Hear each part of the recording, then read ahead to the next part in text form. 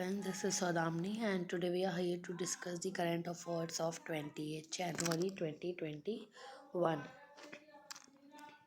So to start this discussion today we'll have a beautiful quote that is महान कार्य ताकत से नहीं लगातार करने से होते हैं। तो आप ये मत समझिए कि इसकी कितनी कैपेसिटी और उस पर डिपेंड करता है, नहीं बल्कि कंटिन्यूटी से डिपेंड करता है। हो सकता है कि आपके अभी सिलेबस भी कंप्लीट नहीं हो पा रहे, आपके टारगेट्स भी नहीं हो पा रहे, बस हाँ लगे रहिए और आपका ज़रूर होगा। ये नहीं सोचिए कि वो एक दिन में लक्ष्मीकांत कंप्लीट कर लेता है तो मैं नहीं कर पाऊँगा। ये सब हमें सोचना ही नहीं है, क्योंकि यहाँ पे बात कैपेसिटी की नहीं, यहाँ पे बात कंसिस्टेंसी की है। All the best. So today first topic is regulation of NBFCs। ठीक है, so what's the context. Recently RBI is propose the tighter regulatory framework for NBFCs by creating a 4-tier structure with progressive increase in intensity of regulation. NBFCs क्या होते हैं? ठीक है, अब ये है नॉन बैंकिंग फाइनेंशियल कंपनीज जो कि 4-tier स्ट्रक्चर में क्रिएट हुई। अभी हम क्यों पढ़ रहे हैं? क्योंकि RBI ने प्रपोज किया है कि इसके रेगुलेटरी फ्रेमवर्क को टाइटन किया जाए with a progressive increase in intensity of regulation, जिससे जो इंटेंसिटी रेगुलेशन की उसको बढ़ाई जाए। The proposed framework is aimed at protecting financial stability while ensuring that smaller NBFCs contribute to enjoy light regulation and grow with ease.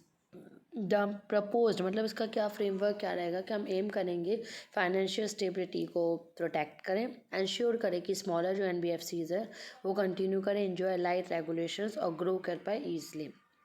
It has become important after the failure of extremely large NBFCs like IL and FS। ये क्यों important हो गया? क्योंकि जैसे इतनी बड़ी जो NBFC large बेटी IL और FC उसके फेलियर की वजह से। ठीक है, प्रपोज क्लासिफिकेशन NBFC ये 4-tier स्ट्रक्चर है। रेगुलेटरी और सुपरवाइजरी जो framework NBFC should be base किस चीज़ पे बेस होना चाहिए? 4-layered स्ट्रक्चर पे base layer. This layer will include a large number of small NBFC। इस लेयर में बेस लेयर में क्या होगा? बहुत सारे NBFCs इंक्लूड होंगे, will subject to least regulation. ठीक है, कम से कम रेगुलेशन के लिए। It is because they have limited impact, क्योंकि उनका जो असर है बहुत ही कम होगा सिस्टमेटिक स्टेबिलिटी में। The proposal for this set of NBFCs include, इसका जो प्रपोजल है इसके लिए क्या इंक्लूड करेगा? Entry level net own fund. ठीक है, एंट्री लेवल का जो नेट ओन फंड कितना? 20 करोड़ से रेज टू 20 करोड़, 2 करोड़ से 20 करोड़ हो गया है। NPA classification norm of 180 days.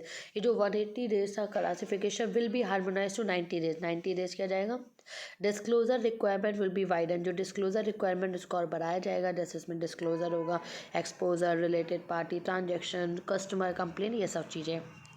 Next इसी में हम रेगुलेशन के बारे में पढ़ेंगे। मिडिल लेयर क्या होता है? Middle layer it will consist NBFCs that currently fall in the systematic important category along with deposit taking, non banking lender, housing finance companies, infrastructure finance companies, infrastructure डेब्ट firm, core investment companies. Proposal for this set of NBFCs include. ठीक है, जो middle layer में क्या करेंगे? NBFCs वो वाली होंगी जो इसमें सिस्टमेटिकली इंपॉर्टेंट कैटेगरी में डिपॉजिट टेकिंग, नॉन बैंकिंग जो नॉन बैंकिंग लैंडर्स हैं, housing finance companies, infrastructure finance companies, infrastructure डेब्ट फंड क्या है, कोर इन्वेस्टमेंट कंपनी। जो प्रपोजल है NBFCs का, it will subject to tighter corporate governance norm. जो भी कॉर्पोरेट गवर्नेंस नॉर्म है उसको टाइटन किया जाएगा। No change propose in the capital to risk asset ratio. ठीक है, कोई चेंज इसमें प्रपोज नहीं किया जाएगा to capital to risk asset ratio CRAR of 15% with a minimum tier 1 ratio of 10%। ये जो NBFCs can not provide loan, ये लोन नहीं दे सकेंगे companies for buyback of securities की बायबैक के लिए। NBFCs विद 10 और more branches will be required to adopt core banking solution. जो NBFCs होंगी 10 या उससे ज़्यादा branches will be required to adopt, क्या करना होगा? कोर बैंकिंग सॉल्यूशंस को अडॉप्ट करना होगा। ठीक है, अपर लेयर की बात करते हैं। It will include about 25 to 30 NBFCs and it will subject to bank like regulation. Upper layer में क्या होगा? 25 से 30 NBFC सब्जेक्ट होंगे बैंक लाइक रेगुलेशन के लिए। The concept of core equity tier 1 will be introduce for this category and is propose to set at 9%। ये जो concept है कोर इक्विटी टायर 1 का विल बी इंट्रोड्यूस, किस लिए इंट्रोड्यूस किया जाएगा? Category, and is propose to be set at 9% पे। Top layer, this layer will be empty for now and will be populated with NBFCs। जो top layer है उसको भी खाली कर दिया जाएगा, विल पॉपुलेटेड विद NBFCs से where the RBI may see an elevated systematic risk. ठीक है, जिसमें RBI एलिवेटेड सिस्टमेटिक देख पा रहे हैं। Law Commission, next topic is Law Commission. So what's the context? Supreme Court has asked the home and law ministries to explain nearly 3 year long lapse in making appointment to Law Commission. ठीक है, supreme court ने पूछा है जो home and law ministries को कि आप explain करिए कि आपने 3 year का लॉन्ग लैप्स इतना गैप क्यों लिया है अपॉइंटमेंट करने के लिए लॉ कमीशन में। तो आपको जानना होगा status. The law commission in India is non statutory body. Non statutory body है जो constitute by government of India. Government of India के द्वारा कॉन्स्टिट्यूट की गई टाइम टू टाइम, समय समय पर। बैकग्राउंड क्या है? कमीशन वॉज ओरिजिनली कॉन्स्टिट्यूटेड, सबसे पहले कब ओरिजिनली हुआ था ये कॉन्स्टिट्यूट? 1955 में, और हर साल हर 3 years में रिकॉन्स्टिट्यूट होता है। The first such commission was establish in 1834। ये कमीशन 1834 में चार्टर एक्ट के अंदर हुआ था ऑफ 1833, जो charter act 1833 under the chairmanship of Lord Macaulay. Lord Macaulay के चेयरमैनशिप के अंतर्गत the first law commission of independent India was establish in 1955। जो फर्स्ट लॉ कमीशन थी हमारी इंडिपेंडेंट इंडिया 1955 में थी। अंडर चेयरमैनशिप, कौन चेयरमैन थे उसमें? Attorney general of India M Setalvad. Composition, up to 22nd law commission है, उसमें फुल टाइम चेयरपर्सन होना चाहिए, 4 फुल टाइम मेंबर्स होना चाहिए, मेंबर सेक्रेटरी होना चाहिए, secretary department of legal affairs as ex officio member, secretary legislative department ex officio member, not more than 5 part time members. ठीक है, नेक्स्ट मैंडेट। अब इसमें मैंडेट क्या है? तो Law Commission shall on a reference made it to by central government और suo मोटो। ठीक है, वो रेफरेंस कैसे लेगी? गवर्नमेंट से, सेंट्रल गवर्नमेंट या कोर्ट से। Undertake research in law and review of existing law. जो भी लॉ है उनके बारे में रिसर्च करना है, रिव्यू करना जो लॉ पहले से चल रहे हैं। फॉर मेकिंग रिफॉर्म्स, जिससे जो भी बदलाव आएंगे, इनेक्टिंग न्यू लेजिस्लेशन, उस बदलाव को अपन क्या करें? न्यू लेजिस्लेशन में इनेक्ट करेंगे, लागू करेंगे। It shall also undertake studies and research for bringing reforms in the justice delivery system for elimination of delay in procedure, speedy disposal of cases, reduction in cost of litigation etcetera. क्या करेगा वो? Studies को research करेगा, bringing reform, जो भी reform की ज़रूरत हो जस्टिस डिलीवरी सिस्टम में, एलिमिनेशन में, प्रोसीजर में जो भी डिले हो रहा है, स्पीडी डिस्पोजल केसेस जल्दी जल्दी सॉल्व हो, रिडक्शन इन कॉस्ट, जो कॉस्ट ऑफ लिटिगेशन है ना उसका भी रिडक्शन हो। ठीक है, so the next topic is national girl child day. आज ये टॉपिक क्यों? क्योंकि इससे रिलेटेड को जो स्कीम्स एड ऑन की गई है। तो नेशनल गर्ल चाइल्ड डे जैसे कि 24 जनवरी को हुआ था, ये हमें सबको पता है। Okay, The National Girl Child Day was first initiated in 2008 by Ministry of Women and Child Development। सबसे पहले नेशनल गर्ल चाइल्ड डे 2008 में ministry of women and child development के अंदर हुआ गया था, with objective to raise awareness, जागरूकता फैलाने के लिए अमंग पीपल अबाउट इनइक्वालिटीज़। ठीक है, जो हम एक नहीं मानते सबको, तो इनइक्वालिटीज़ जो है, डिस्क्रिमिनेशन जो है, पक्षपात, एक्सप्लॉइटेशन जिनके साथ गलत हो रहा face by girls in the society, जो कि सोसाइटी में वो फेस कर रही है। It focuses on importance of the girl education. इस चीज़ पे फोकस कर रहा है गर्ल एजुकेशन पे, उनके हेल्थ पे, उनके स्वास्थ्य पे और उनके न्यूट्रिशन पे।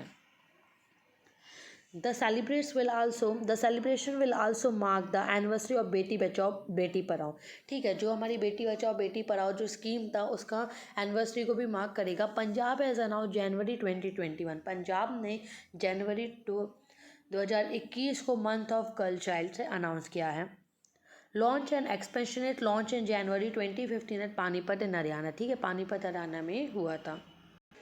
All India expansion of Beti Bachao Beti Padhao covering of 640 district. ठीक है, 640 डिस्ट्रिक्ट को कवर कर रहा है 2011 के सेंसस के अकॉर्डिंग। वॉज लॉन्च है झुंझुनू राजस्थान। झुंझुनू राजस्थान में हुआ था लॉन्च 8 मार्च 2018 को। It is prime ministerial effort of ministries of women, child development, health and family and human resource development.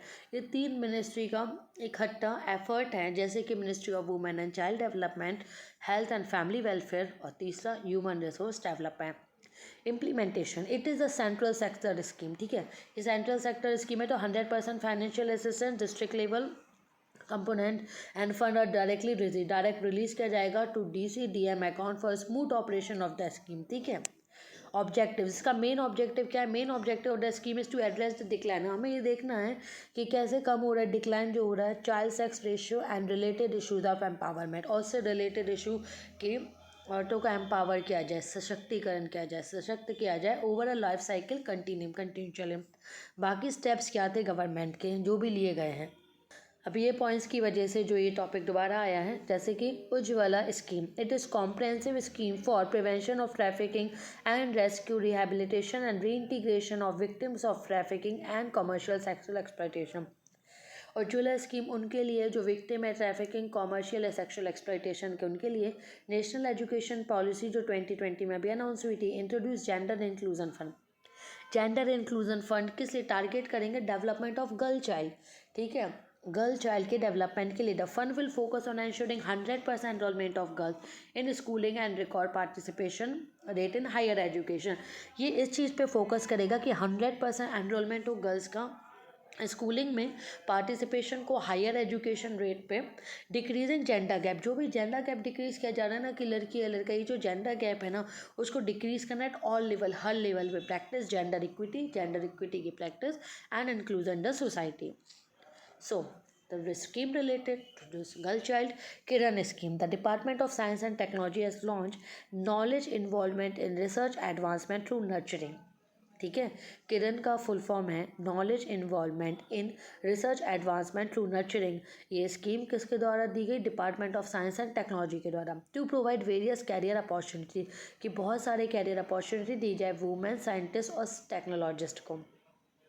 SERB women excellence award, जो अवार्ड है किस लिए? प्रोग्राम फॉर जेंडर एडवांसमेंट के लिए science and technology institution which started, जो 2020 में start हुआ। उनका एम क्या है कि डेवलप करे चार्टर फॉर जेंडर इक्वेलिटी लाने के लिए, stamp with a focus bringing, ठीक है, अबाउट ट्रांसफॉर्मेशनल चेंज जो आएंगे इंस्टीट्यूशनल लेवल पे। The project aims to create a new ecosystem, project क्या एम करेगा कि न्यू इकोसिस्टम क्रिएट करे, building competencies institution, provide them with ongoing mentoring और सपोर्ट अचीव ट्रांसफॉर्मेशन, जो बदलाव है, जो बहुत बड़ा ट्रांसफॉर्मेशन है, वो सपोर्ट करें। मिनिस्ट्री ऑफ स्किल डेवलपमेंट से ministry of skill development is making effort, जो मिनिस्ट्री ऑफ स्किल डेवलपमेंट है वो एफर्ट्स कर रही है बिल्डिंग कंड्यूसिव इकोसिस्टम, कंड्यूसिव मतलब ऐसा इकोसिस्टम बनाना फॉर स्किलिंग वुमेन को स्किल दी जाएगी इंडिया में। Out of 33 national skill training institute, 33 जो नेशनल स्किल इंस्टीट्यूट है, 19 जो national skill institutions provide skill training दी जाएगी एक्सक्लूसिवली वुमेन के लिए। नेक्स्ट है time capsule at Aligarh Muslim University, ठीक है, कॉन्टेक्स्ट है time capsule containing the history and achievement of Aligarh Muslim University buried on 26 January, इसको बड़ी क्या 26 जनवरी को। The time capsule will contain documents, इसमें क्या डॉक्यूमेंट्स होंगे? जो history of varsity and journey over the past 100 years की जर्नी के डॉक्यूमेंट्स से रिलेटेड इन्फॉर्मेशन जर्नी के बारे में। The capsule which weighs around 1.5 tonne, उसका वेट कितना है? 1.5 टन है। Will contain documents showcasing to rich history of the AMU, ठीक है, क्या करेगा? ये शोकेस करेगा रिच हिस्ट्री किसके बारे में? अलीगढ़ मुस्लिम यूनिवर्सिटी के बारे में। It will also have the biography of founder Sir Syed Ahmad and his addresses, ठीक है, तो बायोग्राफी उनकी किसके बारे में? जो इसके फाउंडर है Sir Syed Ahmad. The papers which will be kept in capsule will be preserve by making them acid free and with addition of some chemicals, जो भी पेपर्स कैप्सूल्स में रखे जाएंगे प्रिजर्व करने को, उसको एसिड फ्री रखा जाएगा और कुछ केमिकल्स उसमें ऐड किए जाएंगे।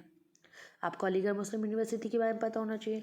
It grew out of the work of Sir Syed Ahmad Khan and Aligarh movement, ठीक है, कहाँ से शुरू हुआ, क्या वर्क हुआ? सर सैयद अहमद खान और अलीगढ़ मूवमेंट से। It was founded as Madrasatul Uloom in 1875 Aligarh, evolve in the Mohammedan Anglo Oriental college 1877, Mohammedan Anglo Oriental college 1877 में इसका ऑब्जेक्टिव क्या है? To build a college in tune with the British education system but without compromising Islamic value. इनका aim ये कि ऐसा college बनाओ जो ट्यून टू हो ब्रिटिश एजुकेशन से, पर हाँ ये कंप्रोमाइज़ नहीं हो उनकी इस्लामिक वैल्यू से। 1920 में college was raise the level of university, उसको लेवल यूनिवर्सिटी का दे दिया गया by the act of parliament. Now next is North East Council, context क्या है? The union home minister at chair 69th meeting, union home minister ने 69th meeting करी है नॉर्थ ईस्ट काउंसिल की शिलोंग मेघालय में। नॉर्थ ईस्ट काउंसिल आपको जानना होगा, north East council is nodal agency है इकोनॉमिक और सोशल डेवलपमेंट, किसके लिए? नॉर्थ ईस्ट रीजन के लिए। अब नॉर्थ ईस्ट में क्या क्या कौन कौन काउंसिल में आते हैं, तो वो 8 स्टेट्स है: अरुणाचल प्रदेश, आसाम, मणिपुर, मेघालय, मिजोरम, नागालैंड, सिक्किम एंड त्रिपुरा। ओके। अब नॉर्थ ईस्ट काउंसिल कब कॉन्स्टिट्यूट हुई? 1971 bye the act of parliament. 1971 में पार्लियामेंट के एक एक्ट के अंतर्गत। The constitution of the council has marked the beginning of a new chapter. Constitution जो काउंसिल का जब हुआ तो एक न्यू चैप्टर की बिगनिंग हुई, प्लान एंड डीवर फॉर रैपिड डेवलपमेंट हुआ रीजन का।